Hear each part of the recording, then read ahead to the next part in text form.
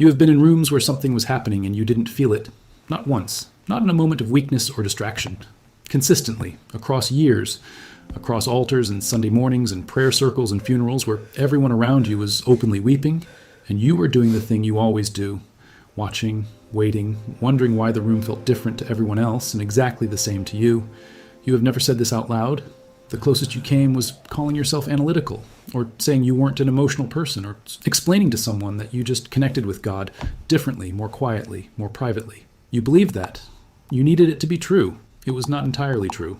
The fuller truth is that you have been present in the room where God was moving and you have been looking at your phone. Not your actual phone, but something like it.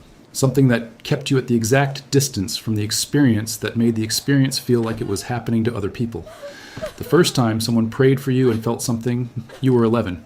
You were at a youth camp, and the worship was loud and the lights were low, and the girl 3 seats to your left was sobbing into her hands, and you felt genuinely concerned for her. You also felt genuinely nothing for yourself. You went to the altar. You did the thing you were supposed to do. You said the words. You cried a little, because the room was that kind of room, and your body knows how to match an environment.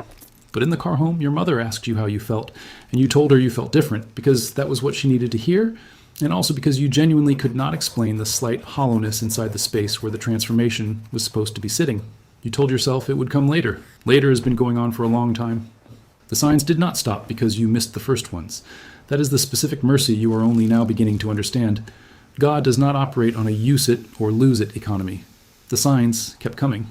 They came in forms so ordinary that your trained religious brain skipped over them the way your eye skips over punctuation, registering only the words, never the pauses that give the words their meaning.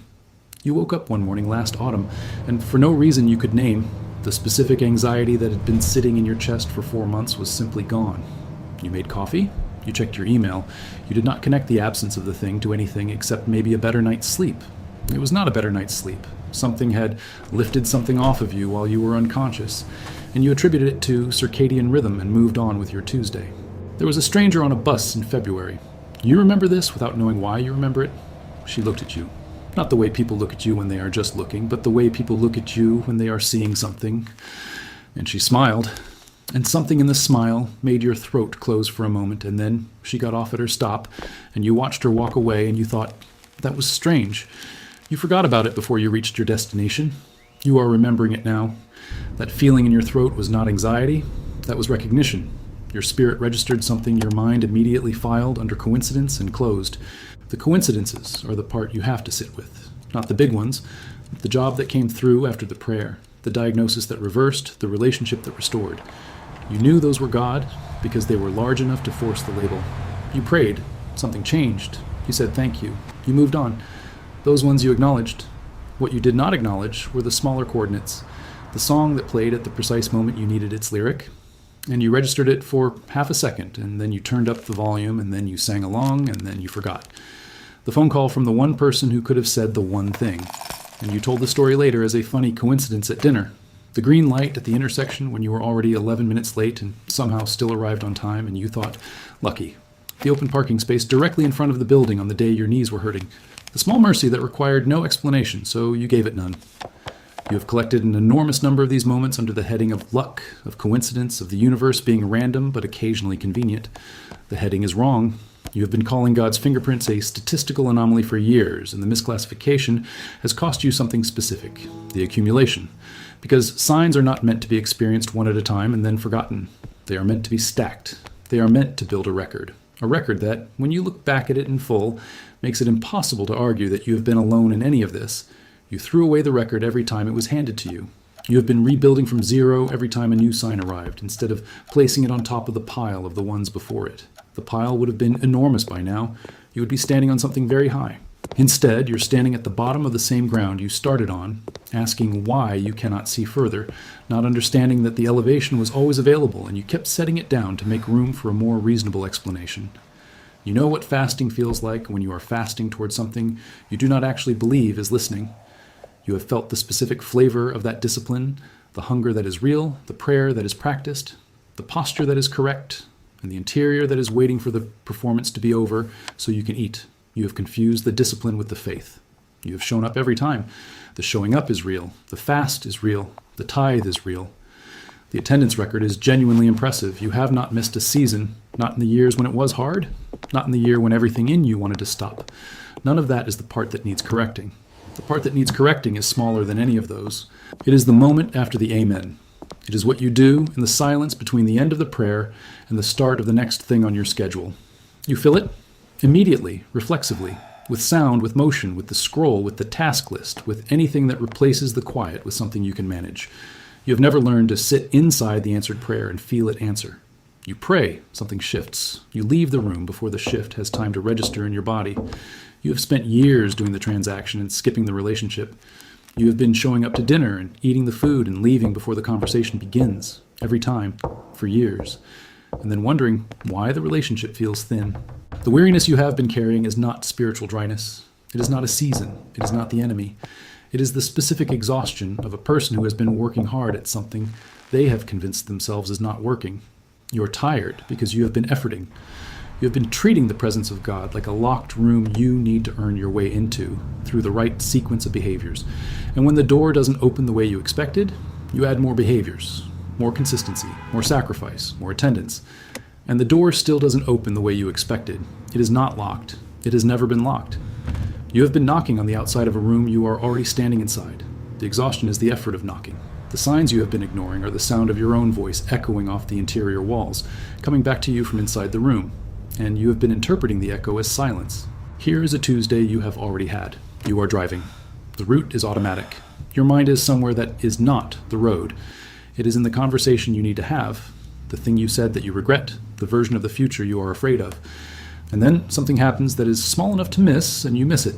The light changes, and the world goes gold for exactly 4 seconds, the kind of gold that has no meteorological explanation, and your chest opens slightly, involuntarily, without your permission. It does not open the way it opens during worship, which is a thing you have trained yourself to do. It opens the way lungs open when they have been held underwater and finally reach surface, an involuntary expansion, a release that did not require your cooperation. And then the light changes again and you think about parking and the moment is over and you have already forgotten it. That 4-second opening in your chest was not nostalgia. It was not atmospheric beauty triggering an aesthetic response. It was contact. You were touched and you classified it as weather. You have a long history of classifying contact as weather.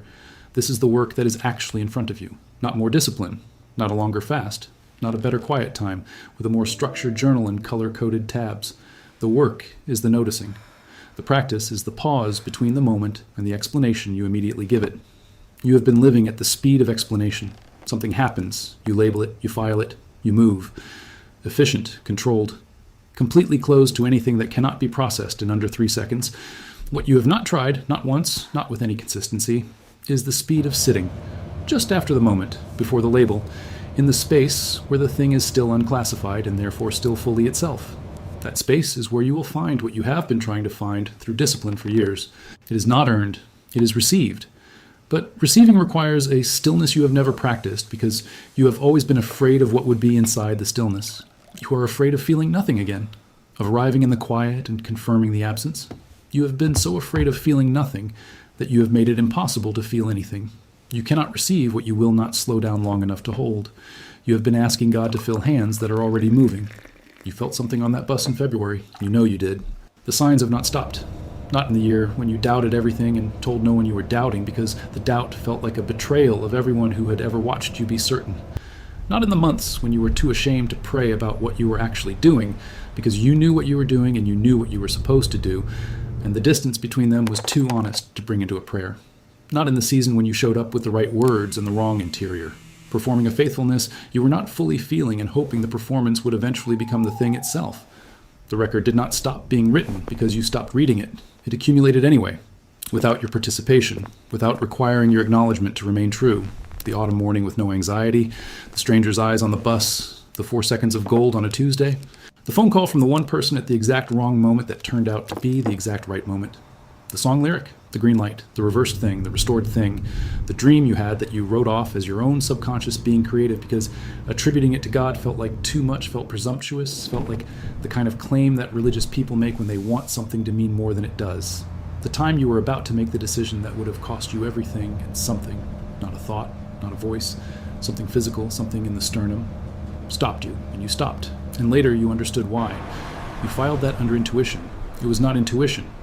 Intuition does not feel like a hand on the chest. Intuition does not hold you still with that specific quality of stillness. You know the difference. You always knew the difference. You are not a person who has been abandoned and cannot feel God's presence. You are a person who has been accompanied every hour of every year and has been misfiling the evidence. The difference between those two people is not faith. It is attention. And attention is learnable. It is practiced in seconds, in the pause before the label, in the willingness to let the Tuesday morning gold be what it was before you explain it into something smaller. You have a record. Go back and read it. Not the prayer journal, not the sermon notes. The actual record. The one that lives in your memory as a collection of moments you almost forgot because you almost let yourself. Start with February. Start with the stranger. Start with the way your throat closed and you thought it was strange and you were right. It was exactly that. Strange. Holy. Meant for you specifically on that specific morning at that specific stop. You were seen. You registered it. You are still carrying it, which is why you remember it now without knowing why you remember it. Your spirit kept it even when your mind tried to let it go. That is what has been happening. All of it. The whole time. You were not alone in a single moment of it. You are still inside the room.